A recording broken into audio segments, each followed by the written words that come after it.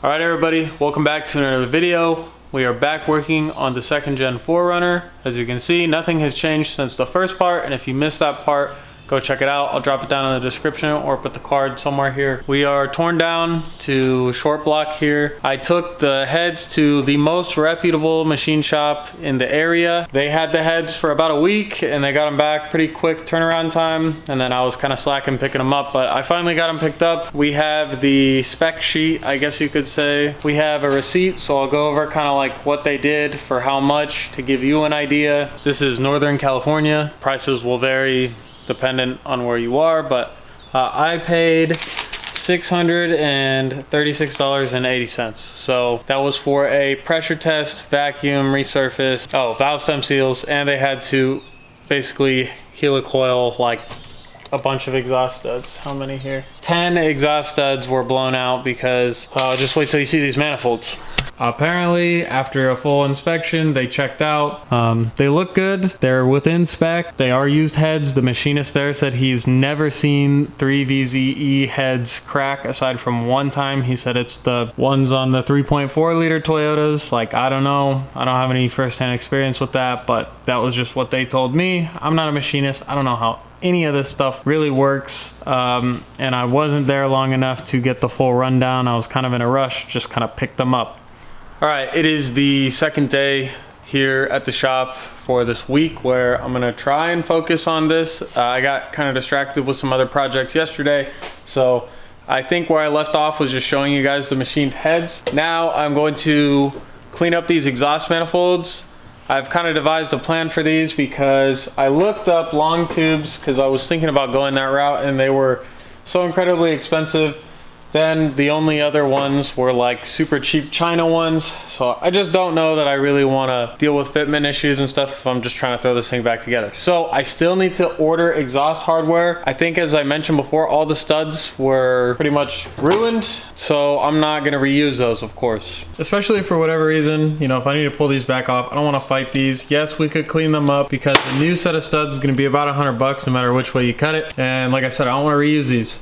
We are going to reuse the exhaust manifolds, so I'm not sure if these are going to continue to leak because the mating surface is pretty rough on them, but at this point, we're just going to send it like this. This one I've already cleaned up in the bench grinder. The reason it's sitting here in the vise is because it had a replaced stud, which was the wrong size, and I was not able to get it out because it doesn't have any Torx on the end. So I tried to double nut it first, and then that didn't work, so I just rammed this thing on here, kind of cross-threaded, just so I could actually get it out of here. So tightened it super hard on there and then backed it off and it pulled the stud out, which is what we wanted. So this is junk, we can throw this away. I need to order new studs for these. So for the manifold flanges, and then there's 6 studs per head that we need for the exhaust to mount to. So basically we need to do, let's see, 12, and then basically 18 new studs, and then we'll need 12 new flange nuts. Like I said, I think yesterday, I'm gonna just try and continue this whole job without doing that stuff right now. What we are gonna do today, right now, I'm gonna throw these in the bench grinder. This one I already did, but I'll kind of clean it up a little bit more. And then we'll throw some paint on them. I wrote a list yesterday of what I still need. So we need spark plugs, exhaust studs, hardware, which I just mentioned, exhaust manifolds, heat shields. So I'll probably cross that out and just get heat shields. We need the knock sensor, pigtail, oil filter, coolant, oil. That should be it so far. That I don't already have. Otherwise, everything else should be in the gasket kit. And I think I mentioned, you know, in part 1, I'm not super anal about this whole project like I normally would be because this is an old truck. It already leaks. I just want it to run again long enough so it will be reliable for someone if I decide to sell it, or reliable for myself if I decide to keep it. So anyways, that's enough talking. Let's get these cleaned up with the bench grinder and give them a coat of paint.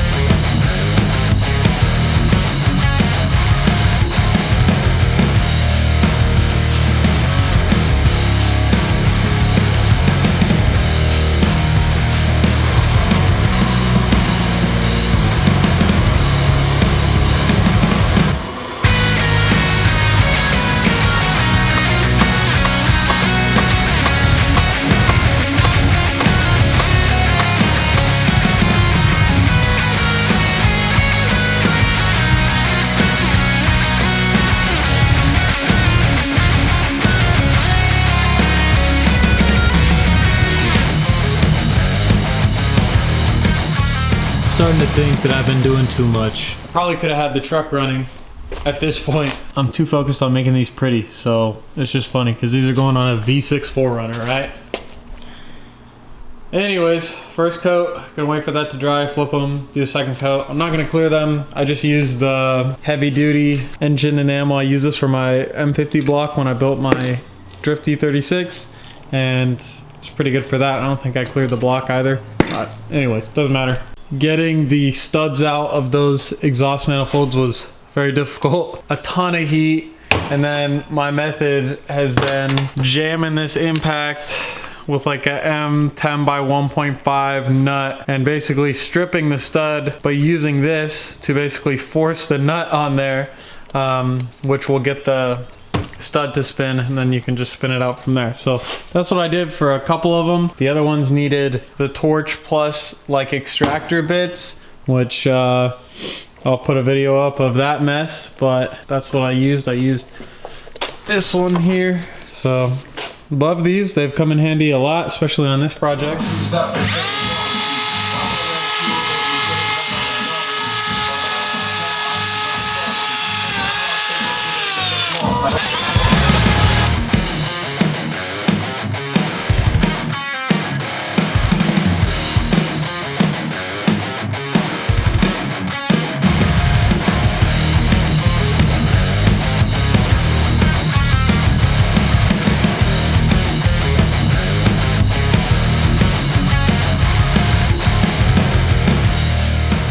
As you guys were just hopefully able to see, brighten this up a little bit, I just gave the block surface a quick resurface.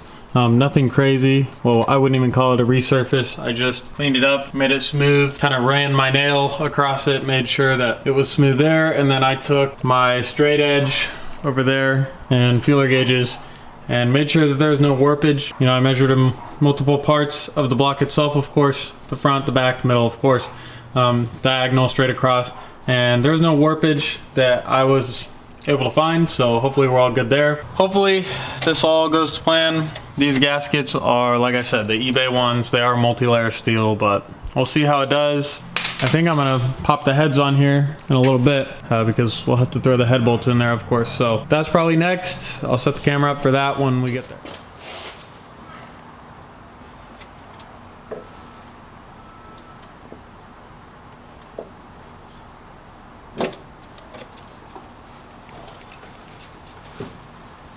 All right, that went on, I guess, as smooth as it could have for just me here by myself. So what I'm gonna do next is get all of these head bolt holes basically lubed up a little bit. So I'll probably use a tiny bit of assembly grease just so those torque smoothly, and then I'll dip the bolts in oil. But I'm gonna basically get both heads to this state. Basically, I'm gonna finger tight this, get the other head on here, finger tight that, then we'll go after putting the cams in and stuff.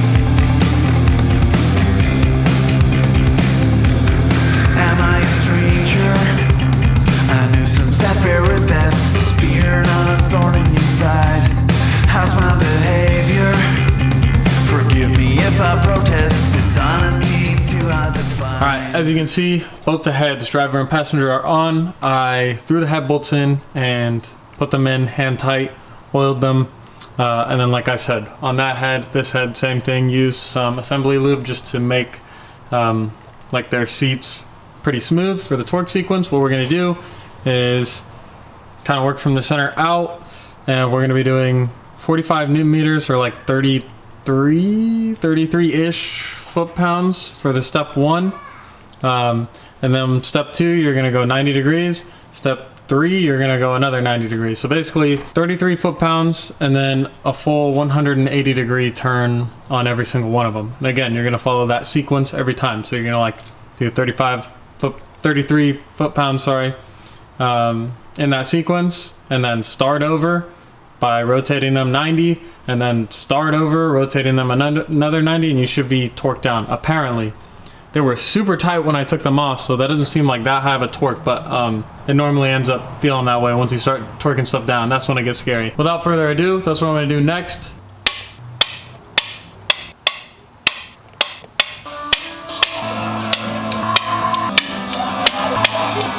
Alright, so I just went around and took a paint pen to everything. This step is not necessary, but it's good to have a reference if you get lost or off track. As you can see, those red dots basically all at the bottom, so when we're done, they should all be 180 degrees to the top. But like I said, we're gonna follow that same sequence, that same procedure that you just saw, working from your way in. Basically, you're crisscrossing on your way in, and then you get the outer corners, like, so basically small X, big X. That's the best way I could explain it. Yeah, you're gonna do that in that first sequence. Now, the scary part is you wanna turn these 180 degrees fully, but you're gonna do that in 2 separate steps, so 90 and 90. So that got me out of breath. I gotta exercise more. Anyways, I got both these heads torqued down. These back bolts were a little tighter. Don't wanna know why, but everything's torqued to sequence. All these ones up there at 12 o'clock. Kind of needed a thinner pen if I wanted to be extra precise, but hopefully it holds up. They're seated, they're on there, we're good. So hopefully everything is just kind of smooth sailing from here, because that was the part that I was least excited about, cleaning the block surface and then, you know, getting the heads on here themselves. But exhaust manifolds and stuff, I still have to order hardware, so we're not even gonna worry about anything on the side for now. No EGR, nothing like that. I think I want to just get this engine timed with the camshafts all installed, and then we'll go from there. All right, now we're over here at the camshafts. I also gave these to the machine shop, so they already lubed everything up. On the bottom side of these, there's little channels. I'm trying to keep all the bolts in here. You can see those little channels. Not every cam cap have those. It's just a few. It's just 2 on either camshaft, basically for the front and the back. So you're gonna put RTV in those channels. But before I do that, I'm gonna just place these in their respective spots. This is how you know, of course, which one's which, but this is the driver's side because it has this helical ring for the distributor. So we will install that one and probably work on the driver's side first and then move over to the passenger side.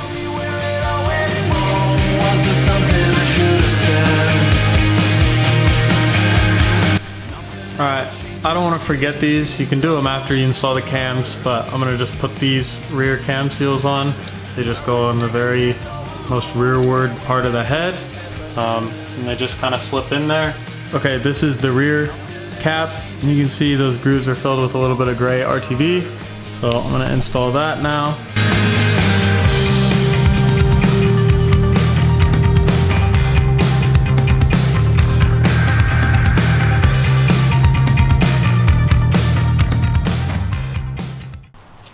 All right, now we're gonna torque everything down on the camshaft. So we're gonna torque all the caps. We're gonna do, it says to do it in sequence, and the total torque is 16 Newton meters. So we'll start at 8 and then we'll go up to 16 on the second pass. So you're gonna go 1, 2, you're gonna skip these next 2 and then go 3, 4, 5, 6, 7, 8, 9, 10, and then this will be 11 and 12.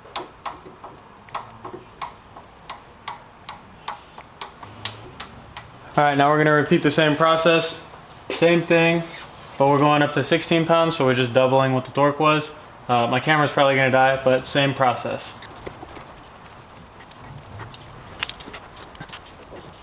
All right, it's going to be the same exact process on this other side. You're gonna repeat, you know, greasing the journals if you need to, putting the rear camshaft seal in, applying RTV on the front and rear caps, and torquing everything down in the same exact manner. All right, next we're doing cam seals. This one, the rear is already installed in the back. I think I showed you guys that. They just slide on in. These kind of slide in too, but this one's being a little stubborn, getting past a certain point. Hopefully it holds. I might have to try and find something to tap that in a little farther. The bearing and the seal driver set that I have from Harbor Freight isn't gonna clear this because they're like just flat discs. So they're gonna run into the camshaft, so that's not gonna work.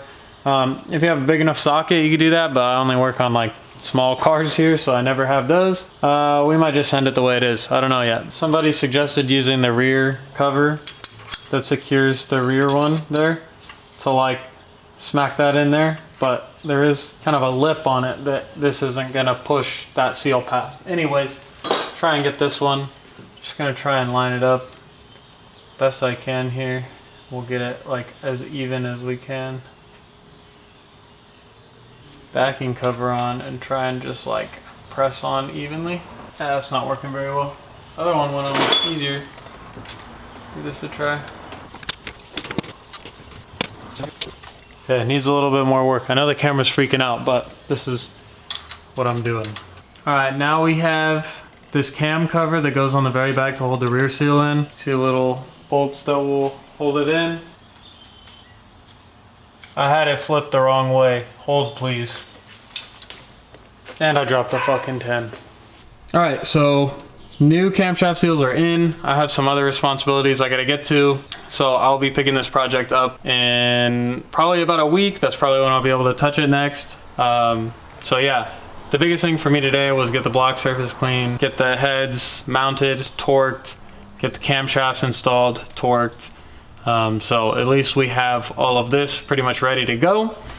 I need to get on Rock Auto right now and actually finish ordering some parts up. I need the knock sensor pigtail, spark plugs, exhaust studs, and flange nuts, and probably some other miscellaneous stuff that I'm forgetting. But we'll get back to this. It's really, I mean, aside from timing the engine, it'll be pretty streamlined from here, I'm hoping. It's just gonna be a matter of remembering where all this stuff goes, but that shouldn't be too bad. All the critical stuff I would say is right here, of course, after timing the engine. So the other thing that's good, that I'm sure most of you guys know, but this is a non-interference engine, so it makes me feel a little bit better. I have heard that like if you have too much machined, it no longer is a non-interference engine. Anyways, I always get skeptical and nervous. I always doubt myself on projects like this, so it is good to know that it's non-interference. So like I said, we'll get back to this hopefully next week. See you then. All right, we're back on the 4Runner once again. So I don't know where I left off, to be honest, but here's what we got going on. We got oil filters, spark plugs, that was from Rock Auto. A new drain plug bolt, Rock Auto as well. All this stuff in here was quite expensive, but I deem necessary for, you know, for this far down. So new knock sensor pigtail. It wasn't even connected when we took all this apart. Now, unfortunately, what cost a ton of money were all the hardware. So, got this stuff from Yoda Shop. This is OEM Toyota hardware, so it cost quite a pretty penny, but to be honest with you, I think it's going to be worth it rather than trying to salvage the hardware. So there's 6 and 6 for the exhaust studs themselves, and then this, hopefully I got the right size, but I don't think so now that I'm looking at it. This is for the header here, but those, I don't know, those don't look like they're the right size. So that's from basically the manifold flange to the mid pipe, because that one was shot from me kind of messing it up. But what I need to do before is of course verify that those are the right size, but I need to go put this thing back in the bench grinder and just grind off some of that paint, some of that overspray, because I got lazy and didn't tape absolutely everything off. So we'll clean that up and get ready for install on the exhaust, because I would have loved to put them on earlier, but like I said, I didn't have the hardware. We should be able to get this done. Shouldn't have to move anything, and I'm not pulling the heads back off, so we're gonna do whatever we have to, I guess, to install these without pulling the heads off. Hopefully that would not make sense having to do that, but you never know. I'm not enjoying working on this so far. All right, so as you can see here, hopefully we got these exhaust studs in and torqued to 13 Newton meters or 10 foot-pounds. That's what I got off the internet, so seems about right. It is nice to use OEM Toyota hardware. Got some red Loctite on them. This thing had a nasty exhaust leak and a nasty exhaust tick because of that, so hopefully we've kind of remedied that with cleaning up the exhaust manifolds themselves and installing new studs. Also got this knock sensor pigtail in. original Toyota part. Kind of one of those things, definitely worth it to do while you're in here. It was only like 30 bucks in comparison to the hardware. It really wasn't any money. So yeah, now I'm gonna go for the exhaust manifolds themselves. We have the crossover pipe down here, and then we actually have the, I guess you could say mid-pipe flange. I need to check and see if there's a gasket for that one on the bottom. I did replace the ones on the X pipe or the crossover pipe, whatever. So I should have new gaskets here. I have a new EGR gasket as well I'll be using. And then these are the old studs. I don't know if I showed you those before, but they're pretty cemented on there. Our old cam seals, old spark plugs, old valve stem seals, just trying to keep all the stuff that we replaced and what it's replacing on the table to better keep track of what's going on here. I'm probably not going to reuse the heat shield, to be honest with you, because all of the heads that secure that basically broke off inside the manifolds. This one is the passenger because it has the EGR on here, and we'll reinstall the EGR. I'm probably going to go after this one first. There's less going on here. So I'm going to get to that next. Like I said, need to check for flange gaskets and then we'll go from there. Okay, so there are actually some flange gaskets down here, and it blended in because it's so worn. So we'll be replacing that, which is awesome. But I'm gonna hit these exhaust pipes just on the mating surface with a wire brush. Is it necessary? No. We want to minimize the chance here having an exhaust leak, as that always sounds bad. So just a quick wipe down on that, and then I'll get this thing replaced. I want to pop the new one in. They don't appear to be directional. I replaced the studs on the manifolds for at least just the ones that were problematic. So not all of them, but a couple of them needed to be replaced. So hopefully, and actually I should probably put this in the bench grinder one more time and get these studs sanded down because I got paint on them. But yeah, I'll do that real quick before I set it all the way in here. But all I'm gonna do from here is set these manifolds in here, get everything kind of mocked up. This one's probably gonna be harder to fit. Ideally, I think you'd want to do this with the heads off, kind of like how we pulled them off. I guess the only negative of doing that would be that these will be much heavier, maybe a little bit harder to place with without a second set of hands. But yeah, I didn't have the studs and stuff in time, and I wanted to get the heads on, so hopefully that doesn't bite us too much. Let me get these sanded down and I'll get back. All right, this might be hard to film, getting this actually in here so you guys can see it, but the gist of what's going on is we have our exhaust manifold freshly painted. Got the surfaces cleaned up. We got the gasket like that. The other gasket has a slit in it for the EGR, so just make sure that you're putting the right gasket on the right side. I'm gonna try and sneak this in here on camera. Get past the camera first. Oh, this is not gonna go very well, is it?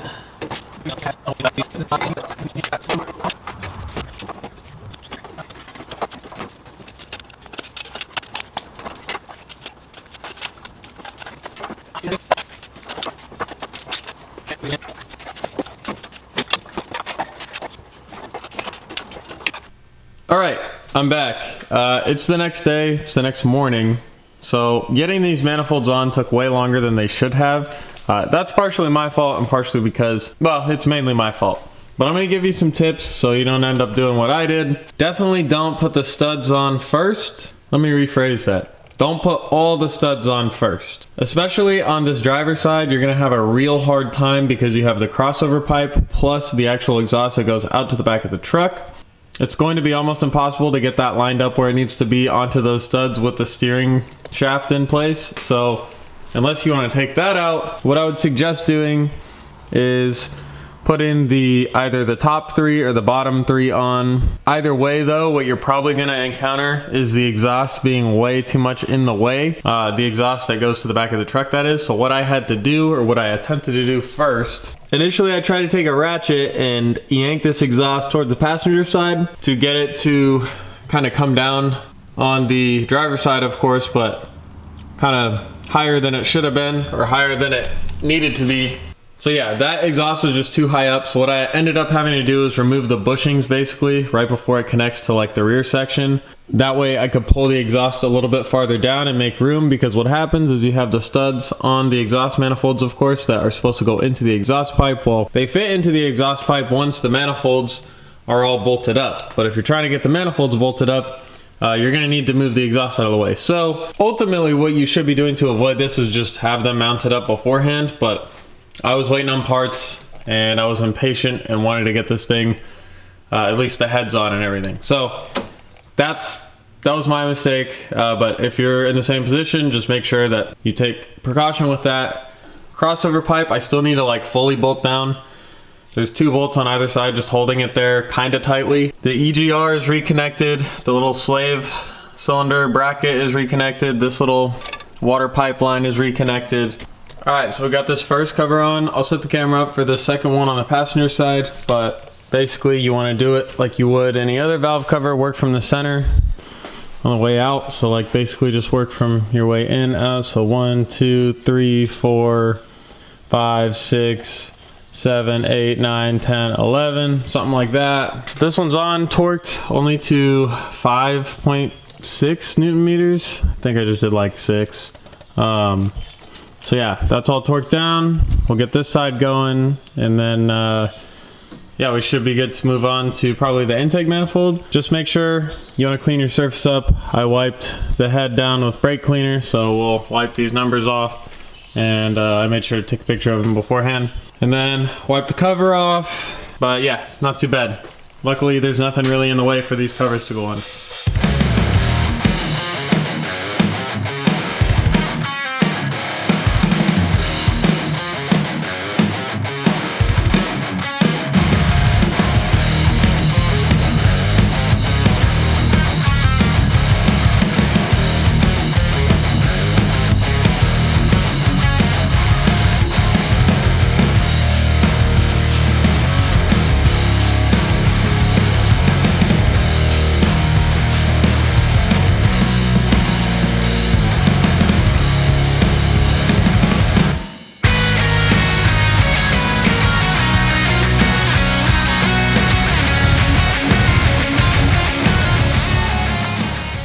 Alright, next we're going to place the lower intake manifold gaskets, and then I'll probably set the camera up and throw the intake manifold on, the lower one. Stud back here, and then that little foam is supposed to sit in this channel, so I guess that's where that goes. I don't know. I don't think I had one before. I'd have to look back on the footage and see if this thing was even connected. But anyways, we got the gaskets. Now it's time for the manifold. These water hoses back here connected. This one I'm not going to replace. Probably bite me in the ass later, but the water block will go back here once the manifold is on.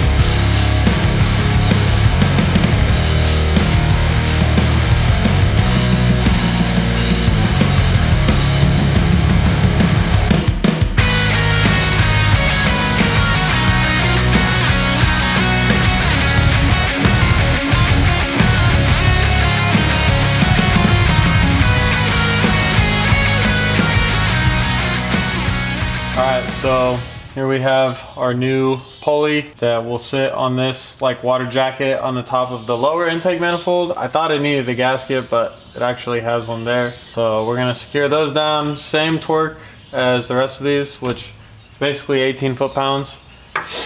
My torque wrench only does 20, like that's the lowest, so I've just been doing it at 20. So I'm gonna install this, and then I think fuel rails are next. I'll probably pop a little bit of assembly lube on the fuel rails just to help them seat in here, because these are pretty dry. I didn't get new ones, so you know, oh well. The rest of it's gonna be new, so we'll see. Hopefully I don't regret not doing that. Whoever had this before or did this last did use a bunch of RTVs, so I'm hoping that I'm not supposed to. Run all these down hand tight first, have our best chance at doing this responsibly. Alright, well I'm going to sneak this little coolant block on the back of the head basically. I just set the fuel rails down, but while we still have time, or space I should say, I'm gonna go ahead and do that. It did come with a new gasket, which is great because the old one just had fully disintegrated, and I just scraped that off and then hit it with a roll-lock wheel, so it should be pretty smooth. And then don't forget, you got those 2 nuts. Secure those, and we'll try and plug in everything we can that's back there right now. All right, so got the coolant block installed with the fuel rails. That's all good. Exchanged that little spring clamp for a worm clamp on the back there, just because it's kind of a pain in the ass to get to.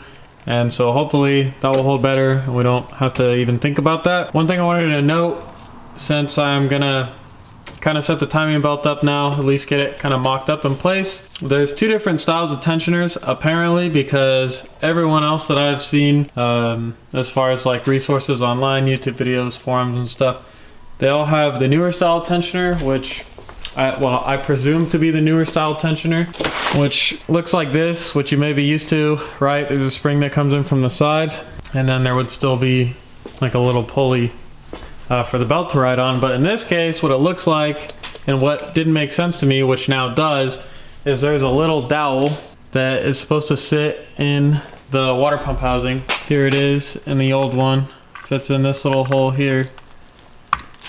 That way, oh, now I'm not gonna be able to get it out. Okay, there we go.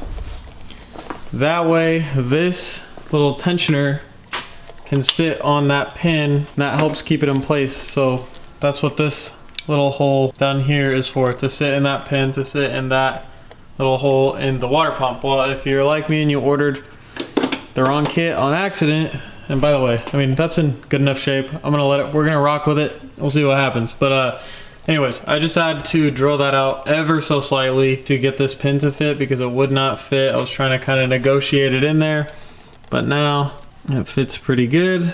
So now I can put the tensioner on, and that has something to kind of help secure it. All right, so we got a belt on here. I'm pretty sure I did this all correctly. I've not had to time this before, so this is the first time. Got everything, the belts lined up with the timing marks on the timing gears. I followed basically what everyone else said was the easiest way to do this, which was take the tension, basically get these 2 lined up first on both the sprockets, and work your way kind of over to the right, get around the pump, go down and get all the slack out. Basically, as soon as you get the slack out from here, here, and down at the bottom, and you actually get it to seat on the crank pulley, getting it over the little tensioner is actually not as bad as I thought it was going to be. But I wasn't getting it the first few times, and I was trying to like force it over, and I didn't want to mess up the belt. So after getting it one more time, actually the other thing that did help was moving this gear ever so slightly back to just to kind of take up a little tiny bit of that slack that I couldn't get out just by locking it into the little gears. So yeah, that helped a tiny bit. And then the spring, super easy.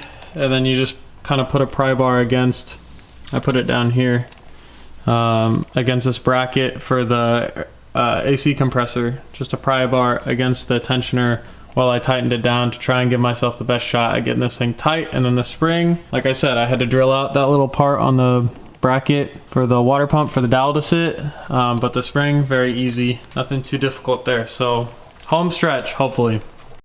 All right, so as you can see, a lot more has gone down since I picked up the camera last. Where to even start? There's a lot going on here. So we got the timing cover back on, got this fan clutch pulley thing on, got the power steering bracket back on there along with the crank pulley, alternators on there, distributor. I think I already showed you guys. I got the coolant block back there. The EGR is mostly hooked up. Basically all I'm doing now, I'm gonna throw the spark plugs in because I have them. So I'm gonna throw the spark plugs in, just making sure that the gap is correct. They're all at like 0.39 inches, which is what I ordered, so that's good.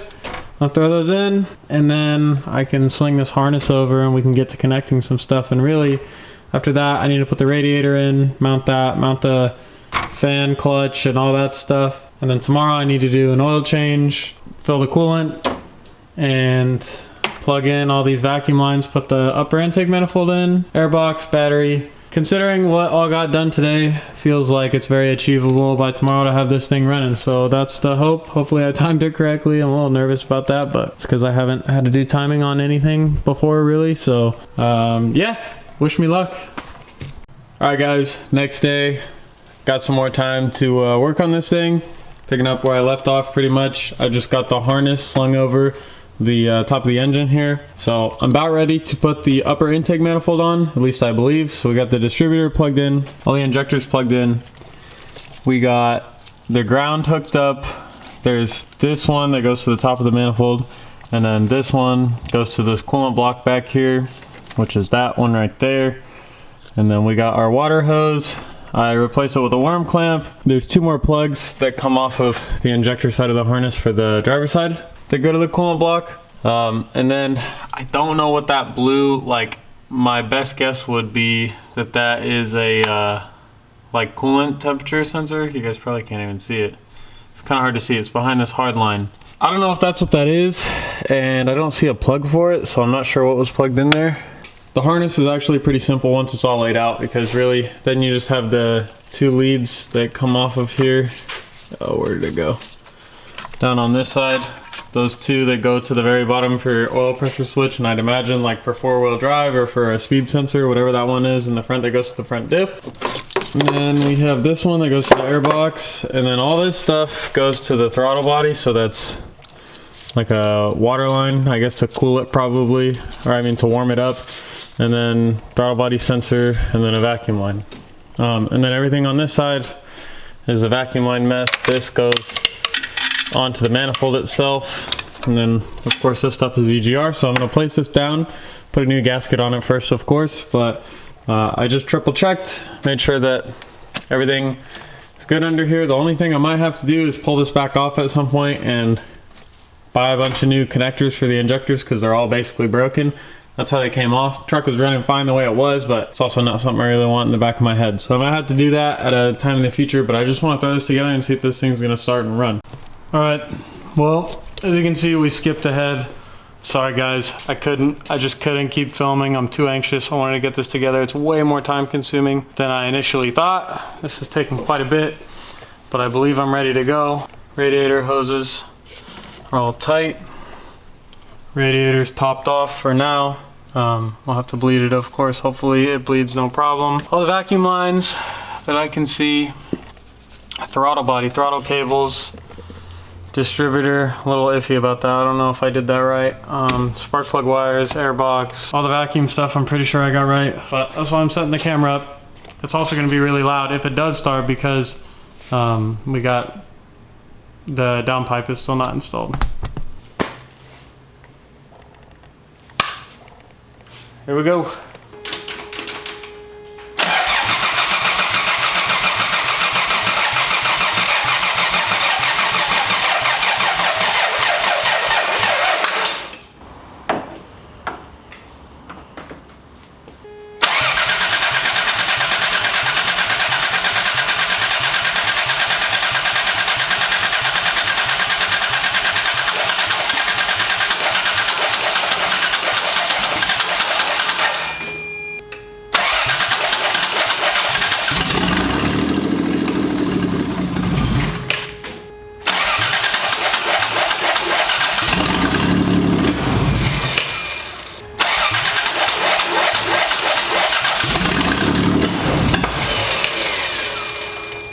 Alright, MAF was unplugged.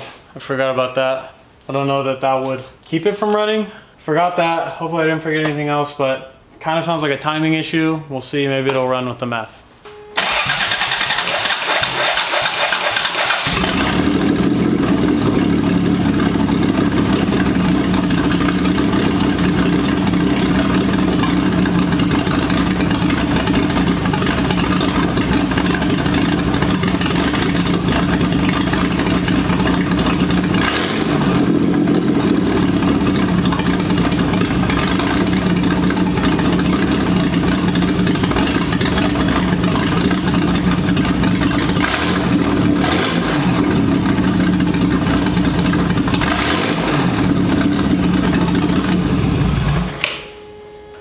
Alright, well it runs, albeit like shit, but It does run.